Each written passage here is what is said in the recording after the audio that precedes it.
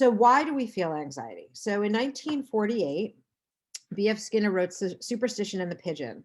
And what he found was that they fed the pigeon at normal intervals. They were completely regulated, and the food would come in. And whatever the pigeon was doing at the moment that the food came in, it made note of it, and then it kept doing it. So if any of you have a pet or an animal of any kind, you'll know that, like, for example, if I give my dog, whenever I say to my dog, look, she knows to look because a treat's going to happen. I have trained her to do that.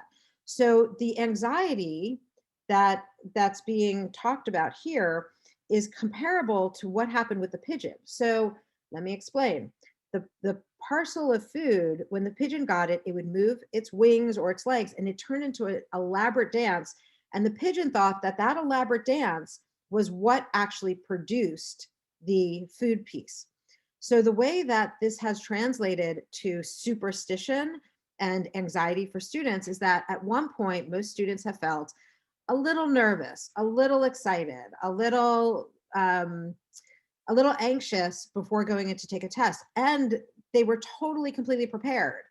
So they take the test and they notice afterwards that they scored great. It was not a big deal. They scored great. They felt great.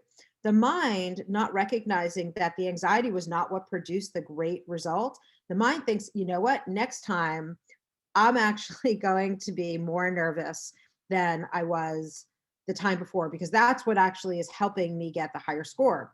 So, on the unconscious realm, in the subconscious, the mind thinks that that is what caused the high score. So, the next time the student goes in to take a test, they feel even more nervous and they've got no control over it unless they actually engage directly in trying to get over the anxiety or getting over the anxiety. And so this keeps on going and it's like a domino, and eventually the student can have a chronic behavior issue and full-blown anxiety. So that's what we want to prevent. So for some of you who are probably in undergrad or a little bit older taking these tests, if you think back where you first felt anxiety, that was when the behavior pattern started, and you want to stop it at any point you recognize that it's there. Like if you have a friend who's anxious, you want to have them take care of it, because the next time that the stimulus is similar, that anxiety is just going to rev up.